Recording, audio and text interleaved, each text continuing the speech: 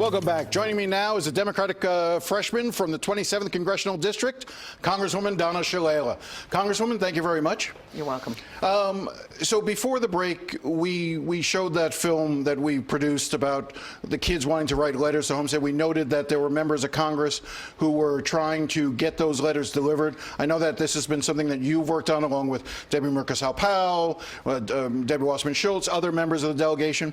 Where does that stand right now? Well, actually, I got a response, and that is they've agreed to transfer the letters to the students. We've sent them up to Washington. You mean to the migrants in the camp? To the migrants, right. to the kids in the camps, and to the kids specifically at Homestead. So, but they have to review the letters. So we packed them up. We sent them up to Washington. They've confirmed that they've gotten them, and the head of the Office of Refugee Resettlement has assured me, the ORR head, that he will personally deliver them to the kids at Homestead. So let's take a step back for a second, because one of the things that, as I said in the introduction to that piece, is, you know, obviously the focus should be on what's going on inside the detention center.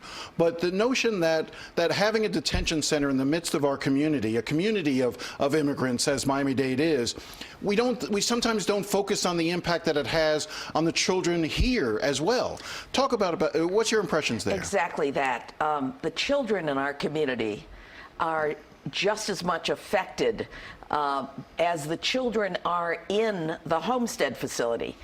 They see those children and see themselves, but they're also affected by the irrational immigration policies of this administration, the evil policies. The ICE raids. The ICE raids, because they sit next to kids that are concerned that if they go home, their parents won't be there. So we need to talk about the impact on the children in our country. Look at these magnificent children. They care about the people that sit next to them in class, but they care about the children that are in Homestead. Look, if we turned the government of the United States over to these children, we would be 10 times more humane and probably, certainly more effective. A lot has been made out of people, Miami-Dade Mayor Carlos Jimenez, others who tour the facility, talk about how wonderful it is because it's clean and the food seems good and the workers take pride. The issue isn't whether or not the place is clean.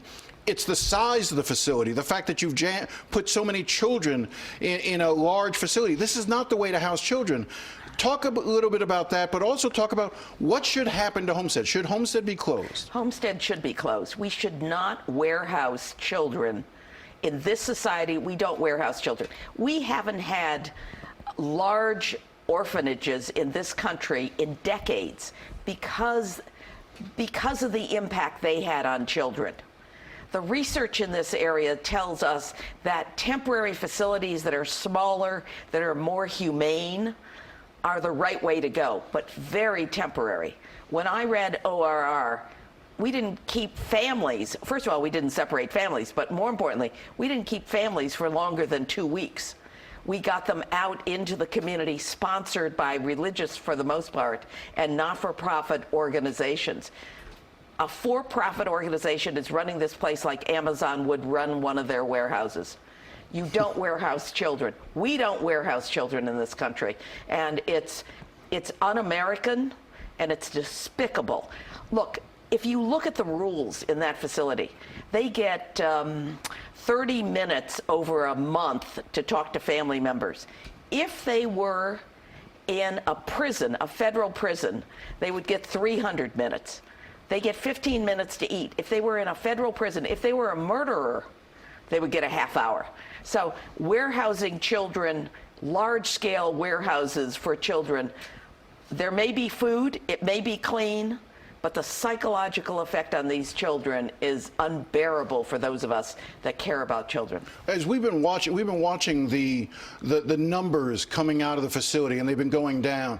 Do you get the impression that they could be, the administration could be trying to find a way to close Homestead sooner than later because it has become a bit of an embarrassment for the administration? It actually looks that way. The other thing is they changed their rules. They suddenly figured out that an unaccompanied child meant only that they didn't come with parents. but they may have come with an older sibling or with a grandmother or with an aunt or an uncle, and they have those telephone numbers. So they've loosened up their rules so that ICE isn't running the show to get these children out faster, and they clearly are feeling the heat from this community and from communities across the country. All right, I want to turn to the president's racist tweets against four your fellow Democratic members of Congress. I know you probably have had your disagreements with the members of the squad on some of the things they've said, but to your opinion, did the president's comments cross a line? Oh, more than crossed a line.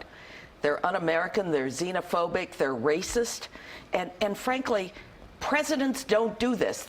And the impact, again, on children, on immigrant children, it's not on the four members of the squad. It's on the country. And on a community like ours, where many people have heard those racist comments in the past, they hear this from the President of the United States. It worked in 2016 for the president to have a nativist sort of tone to his message. What makes you think that it won't work in 2020? Well, I think that Americans have woken up. People in our community have woken up. Whether or not they supported Trump, they know that these racist chants are not American. They don't represent what we care about. We don't criticize people because of their backgrounds. Look, my Lebanese grandmother got turned away at Ellis Island. She came across the Mexican border. For years, even when I was a kid, people called me a camel jockey. I went to my grandfather, who didn't speak a lot of English, and he didn't know what a jockey was, but he knew the connection with camels. Every person in our community has had some experience being a new immigrant in our society. But as a community, we come together. And more importantly, we're led by the children. Do you get the impression that this election is sort of a defining moment in the sense of if Donald Trump loses, then it can be, the history books may write this as an aberration, sort of a fevered swamp that broke. But if he wins, isn't this who we are as a country then? Well, it certainly is. It defines us, at least a large group of us, if we accept a president who divides us. There's no question about that. But you know what it misses, because we're so focused on his racist behavior, his inappropriate behavior, we miss the fact that he's incompetent. He's not a competent manager. He's gotten more turnover on senior people in his administration than any president in history. He has not fulfilled his promises on infrastructure or on immigration reform or on reducing pharmaceutical drugs. He's not given us a health care plan that will do what he said he could do, and that is reduce costs and cover everybody. So he hasn't fulfilled his promises. He's an incompetent manager. Add that to the fact that he's a racist. And why would anyone vote for him? Is anything getting done in Congress right now? Oh, yes. Oh, yes. Yesterday, we passed the $15 an hour minimum wage. We haven't done that in a decade. It's spread over 6 years. In our community, that's a very important benchmark. But let me stop you there. And I think there have been a lot of things that the House has passed, including the minimum wage. They're not getting voted on in the Senate. So isn't the end result nothing getting done? No, it's not really, because it tells you what happens if you elect Democrats. A minimum wage, background checks on guns, the Equality Act. We passed the appropriations bills, which I believe, and we just passed the authorization for the Defense Department bill. I believe the Senate will focus on those bills. So we will have a budget. We will have the authorization for the Defense Department. And so the big bills, we have a chance of some bipartisan support. And I introduced a bill with Mario Diaz-Balart, another member of Congress, a Republican, to extend TPS to Venezuelans. Next week, we're going to have a vote on that bill. And it has bipartisan support in the Senate. And so The president says he's not interested in it. Let's see, with bipartisan support, whether he dares not sign that bill. What is the status of things in Venezuela? Did the United States sort of get ahead of ourselves by backing, by going against Maduro in a sense of going for a candidate in Guaido who doesn't seem to be able to rally the support he needs? Look, Venezuela is run by gangsters. It's not like dealing with a real government. It's run by gangsters. We're putting tremendous support, bipartisan support for the administration, tremendous support on the Maduro government. But they are gangsters, and they are evil, and that country is collapsing economically, medically, socially.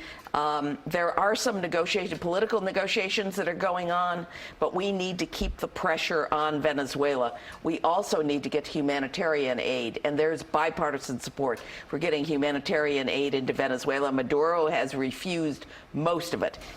Well, clearly, I mean, I wouldn't be able to do what I do here in Venezuela. Maduro would have shut that down in a second. He is no good guy, that is for sure.